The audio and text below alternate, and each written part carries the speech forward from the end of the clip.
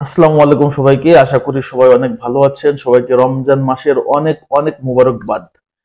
So আমরা জানি যে ব্রাজিল কোচ দরিভাল জুনিয়র একটা চমৎকার স্কোয়াড 23 সদস্যের ঘোষণা করছে। সেখানে অন্যবারের মতো এবার বেশি আহ আপনার সমালোচনা না হলেও দুই একটা জায়গায় একটু সমালোচনা কিন্তু আছে। আমাদের কোচ দরিভাল জুনিয়র পারফেক্ট 100% কখনো স্যাটিসফাই করে না এবং সেটা করতে পারবেও না।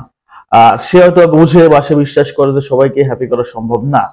তো তার কথা তার সাইডে রাখি, বাট ব্রাজিলের রাডারে যে ফুটবলার গুলো ছিল তাদের দিয়ে যদি আমরা একটা একাদশ তৈরি করি তাহলে আমি মনে করি এই একাদশটা যে কোনো দলকে হারাতে সক্ষম।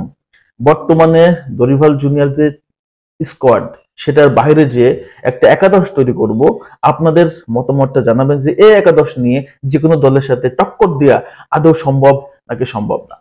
সো আমার এই একাদশটা হবে হচ্ছে খুবই ডিফারেন্ট এবং যারা পারফরমেন্স করতেছে রিসেন্ট টাইমে দুর্দান্ত তাদেরকে ঘিরেই।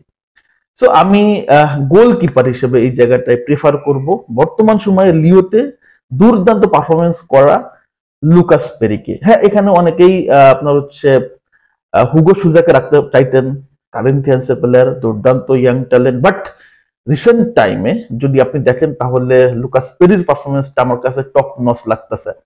সো লুকাস পেরিকে আমি গোলকিপার হিসেবে রাখবো। এখন দুইটা ফুল ব্যাক, লেফট ব্যাকে আমি রাখবো হচ্ছে আতলেটিকো মাদ্রিদের সামুয়েল লিনোকে। এই সিজনটাতে সে এক কথা আউটস্ট্যান্ডিং। তো সামুয়েল লিনো আমার লেফট ব্যাক। রাইট ব্যাকে যদি দেখি তাহলে সেখানে আমি রাখবো হচ্ছে ডোডোকে, ফিওরেন্তিনার ডোডোকে। ডোডো কিন্তু দুর্দান্ত পারফর্মার, এনার্জেটিক, ফিজিক্যাল, অনেক চমৎকার। সো ডিফেন্ডার হতে গেলে আপনাকে ফিজিক্যালি খুব স্ট্রং হতে হবে। এই দুটা সামুয়েল লিনো এবং ডোডো দুজনে কিন্তু পারফেক্ট। এখন যদি সেন্টার ব্যাক দেখি, সেন্টার ব্যাকে আমি রাখবো হচ্ছে বেরালদোকে, যিনি কিনা পিএসজিতে খেলে, এবং তার সাথে রাখবো হচ্ছে আলেক্সান্দ্রো, যিনি কিনা লিলেতে খেলে। এটা হচ্ছে আমার গেল ডিফেন্স লাইন আপটা। ডিফেন্স লাইন আপে কেমন হলো আপনারা কিন্তু জানাই দিবেন। এখন আসি মিডফিল্ডে। মিডফিল্ডে আমরা রাখবো হচ্ছে আন্দ্রে সান্তোস এবং তার সাথে রাখবো হচ্ছে অ্যাডারসন, এবং অ্যাটাকিং মিডে রাখবো হচ্ছে অস্কর সান্তোসকে। এটা হচ্ছে মিডফিল্ড গেল। মিডফিল্ডে কেমন হয়েছে সেটা কিন্তু জানাই দেবেন যে ব্যালেন্স হয়েছে কিনা। এখন আমরা যাবো আক্রমণ ভাগে। লেফট উইঙ্গে আমি রাখবো হচ্ছে গ্যাব্রিয়েল মার্টিনেল্লিকে, রাইট উইঙ্গে রাখবো হচ্ছে আন্তোনিকে, এবং নাম্বার 9 হিসেবে বর্তমানে ব্রাজিলের সবচেয়ে টপ স্কোরার, গোল মেশিন আপনার উরি আলবার্তোকে। এটা হচ্ছে আমার আহ হচ্ছে একটা টপ স্কোয়াড যাদেরকে দলে রাখা যেত, বাট রাখে নাই কোচ দরিভাল জুনিয়র।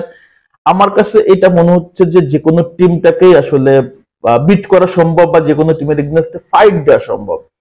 সো এই একাদশটার গোলকিপার, ডিফেন্স, মিডফিল্ড, অ্যাটাকিং এবং নাম্বার 9-এ আদৌ আসলে সবকিছু ঠিকঠাক আছে কিনা, আপনাদের কাছে কি মনে হয় এই একাদশটা নিয়ে যে কোনো টিমের এগেইনস্টে জেতা সম্ভব নাকি সম্ভব না?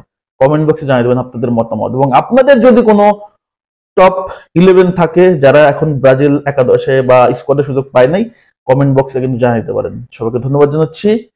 আল্লাহ হাফেজ।